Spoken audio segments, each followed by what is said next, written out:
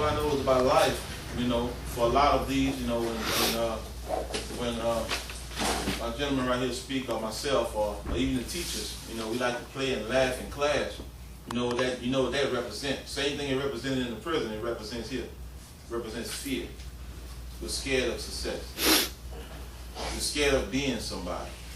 We're scared of stepping away from our boundaries, which the friends know you as to be cool, or the friends know you as to be the class clown. We're scared. That's all we figure we can be. We can't be no more than that. Because we're so used to being what the friends think we are, we can't think for ourselves. We can't make our own minds up, because why? If we change, then we're gonna lose that little clique we got. We're gonna lose the little accolades, the little pat on the back. The people that laugh at us when we do something stupid. And we don't ever realize, don't ever think for a second that the people laughing at you, they laughing at you. They ain't laughing with you. I laughed at a lot of clowns in class because that's what they were, clowns. And half of those clowns is dead now, or in prison. I made it out. Thank God. When I look at my yearbook in my classroom, like in some of y'all classroom, the saddest part about this class is that probably 50%, if they don't change their life, won't make it. When I folded my yearbook open the other day, and I look at my yearbook, out of a class of 35, only 7 were still alive. 7 people out of 35 is alive, and all the rest of them is dead. Now, out of the 7 that's alive, 3 of them was in prison. That's a bad statistic. So when you look around your class today, all the people y'all play with and you laugh on a daily basis, you come to school, they may not be here 10 years from now. Maybe dead or in prison. Why? Because they never got a grip of life, never really got a hold of life. Everything is funny. But guess what? If somebody out there in the streets ain't gonna find what you're doing funny, ain't gonna bust your brains. Because the funniness is in school, it's school. But when you pass the school life and you get in the streets, like he was going to tell you later on about the guy who got killed the other day, it ain't funny in the streets no more. Street life ain't funny. I didn't find nothing funny. But that's what, and so I say that to say that I'm telling you the bad part, not necessarily just to scare you, but I'm telling you because it's real life. It's real life, and it's time for us to take life serious. Take what we're doing serious. This is the key point in your life right now. It's this grade here. Y'all gonna be out this same class, 10th and 11th? Yeah. Y'all gonna be out in a few years, a couple of years. And man, your decisions are gonna change. Everything about this school life is totally different from what you do. Right now you got mom and dad taking care of you. Most of y'all staying with mom and dad. It's gonna totally change when you get out of here. Because guess what? College life or wherever you're going, especially if you move away, it's gonna be totally different, because now you're gonna have to make your own decision. Mom and dad ain't gonna be there to look over you. Your decision is gonna ultimately decide what you do. Mom and dad gonna be on the phone talking to you. They love you, but your decision is gonna make a difference. You ride with your homeboy in the car, and you chilling, you cool, y'all ain't doing nothing. Cops pull you over, you ain't even realize you had a bag of pills. Guess who the pills gonna be for? You and him. Because your homeboy gonna say it ain't his. So they're gonna stick both of y'all with the same charge. I done been down that road already. Oh yeah, man, I'm gonna whoop you when we get to the prison. You gonna take that charge. Oh, that sounds good. But you still gonna take that charge. And somebody gotta get you out of that jailhouse. Somebody gotta have to bond you out. Because guess what? You still gotta go to court on it, and when you go to court, guess what that's called? It's called a felony. And a felony, if you don't do time, you get probation or community service. A felony is gonna stick with you the rest of your life. The rest of your life. I'm just blessed and fortunate that I had a mind, that I didn't kill my mind with drugs and drinking and all that. I never did any type of drugs. I just sold it. I was just blessed and fortunate that it didn't kill my mind, that I was able to open up a business and change my life. Because the felony killed me enough. Machine gun felony. Cocaine felony. I mean, all kinds of felonies. It's sad, but that's the lifestyle I live. So when you get a felony, you got to weigh your options. For those who hopefully don't ever get one, but if you go on that route, because you want to be hard, you want to be cool, if you go on that route, you get a felony, do y'all know you can't even get an apartment? Nowhere. They won't rent you no apartment. got a felony. They making it to where you ain't gonna get no job at McDonald's for those who plan on retiring at McDonald's. You ain't gonna get no job at McDonald's with a felony. Or that trash truck job that's gonna pay you $10 an hour, but you ain't gonna be able to feed your family. Oh, felony, you ain't getting that. What happens when your neighbors find out that you've been convicted? Do you have a problem there? Depends on what you're convicted of. You convicted of a heinous crime or child molestation, like one of my brothers was, not child molestation, but he was convicted of rape. He had drug charge, but he got railroaded and got convicted of rape also.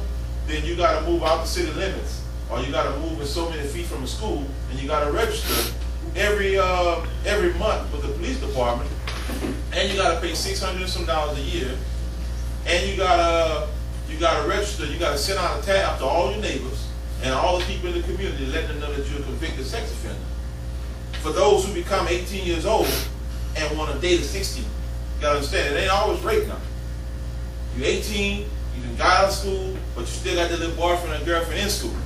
So you're 18 now, you dating a 17-year-old. They report you. Sex offender charged for the rest of your life on your license.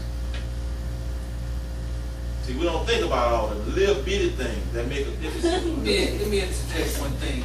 Guys, and I always say this, I really believe this from my heart. Information is power. You know, if you don't know, that's one thing. But once you know, it's a whole different ballgame. And that's why it's important that I like the way my man is delivering his message. Telling you straight up what's what, you know? Because if they can prove that you knew the situation going into it, you're in as much trouble as, you know, if you didn't know. But once you know, then that's what you need to do, is to try to correct that situation. And that's what this is all about. Just being for real and a for real young man that's telling you about life and the things that's out there, that's lying in wait for you. You know, so thank you.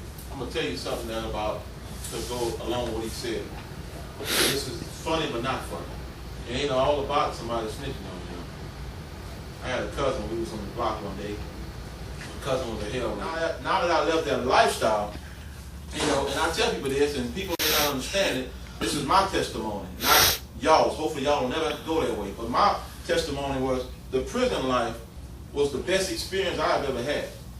It was miserable, but it taught me a valuable lesson because it was my first time going. Like, I've been in and out of jail, but I would beat the charges, I had money and all. But when I went to prison, I knew one thing. This is not the place I want to be. And it changed my life because I made plans that when I get out, I would never go back. And while I was in there, I was writing notes and business plans, and I met people, and it changed my life to when I got out, I opened a business, and I became a valuable asset to my community and my society. But look what I had to go through to finally wake up. So I said all that to say is that when I went to prison and I changed my life and I got out, I began to open a business. And I'm making it quick because I know time flies when you're having fun. But I opened a business, and because of my past, it hindered a lot of things with me doing it easily. See, you go to school, you get your education, go to college. If some of you go, you know, you may have fathers in business or mothers in business that can help y'all. I didn't have none of that. So if I would have followed my path to school, I probably would have been successful quicker. But instead, I decided to drop out of college. I wanted to be hard. Like I say, I wanted to sell drugs and all this, and then it made my path when I decided to open my business a lot more harder. Every hurdle I went to do, even though my mindset has changed and I want to do right, everything I want to do, the people are still looking at your past.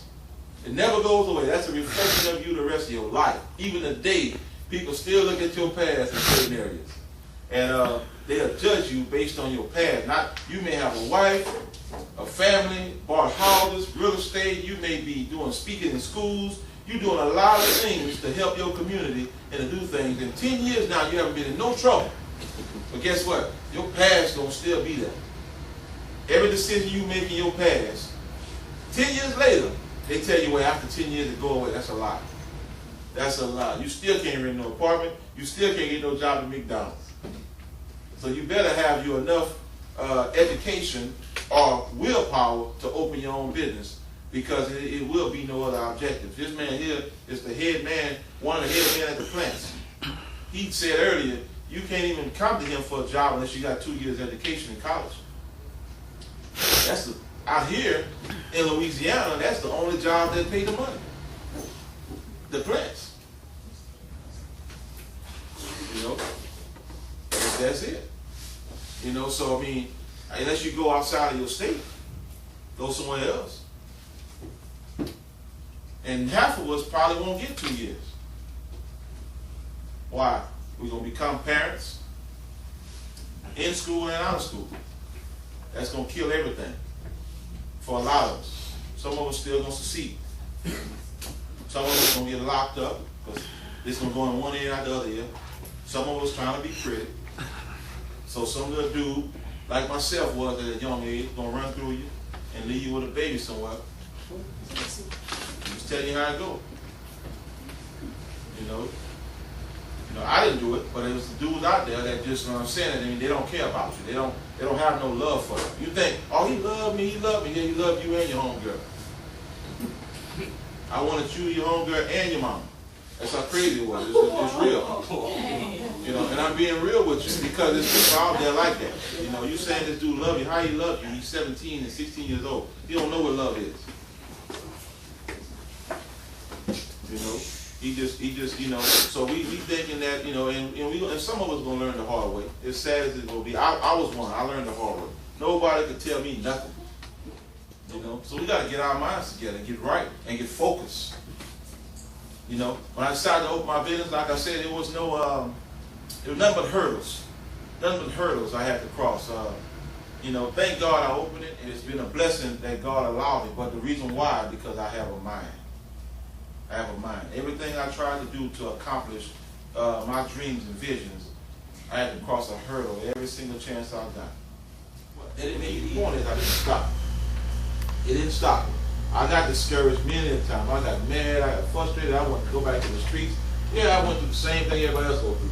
But I say, you know what? I just kept praying and fasting and living for God, and God gave me enough strength to just continue on. And now years later, I have several locations and we're doing excellent. You know, who would have never thought? I would have never thought it, or like they say, thunk it, that at 32 years old, I could be making legal money like drug money.